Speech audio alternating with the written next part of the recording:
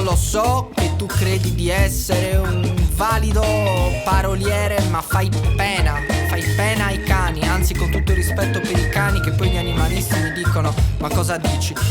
Mi fai schifo, scusami, veramente. E sei brutto, sei bruttissimo. Scusa, anzi, no.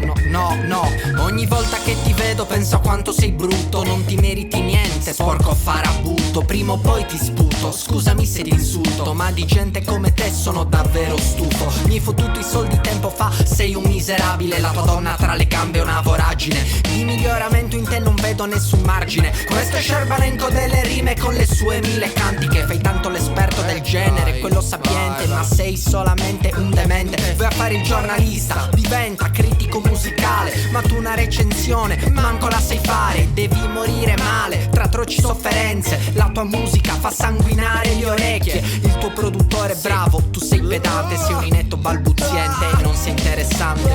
Alzo il tono come un soprano, ti sovrasto con la voce, brutto villano. Sono un soprano come Renata Tebaldi. Questo è Scerbanenko delle rime, questi sono i fatti. Alzo il tono come un soprano, ti sovrasto con la voce, brutto villano. Sono un soprano come Renata Tebaldi. Questo è Scerbanenko delle rime, questi sono i fatti. Non siete artisti, siete turisti. Andate dove tira il vento per vendere 2 dischi. Con i tuoi amici siete noiosi, uccidetevi. Fate un favore a tutti, vi giuro, credetemi. La mia vita è complicata come Vera Steno. Forse per questo ricerco verità nascoste in un futuro radioso. Io ancora ci spero, per questo non mi fermo e cerco di andare oltre. Sembri la versione maschile di Laura Pausini. Tu non canti, gridi, chiedi suggerimenti a Siri. Selvaggio tipo Spirit, sono un puro sangue venuto per fare la storia come Elsa Morante. Sei sciatto fiacco, un tossicomane in astinenza. La tua fidanzata è una poveretta, datti alla vendemmia e sfondati di vino. Sei solo un pelandrone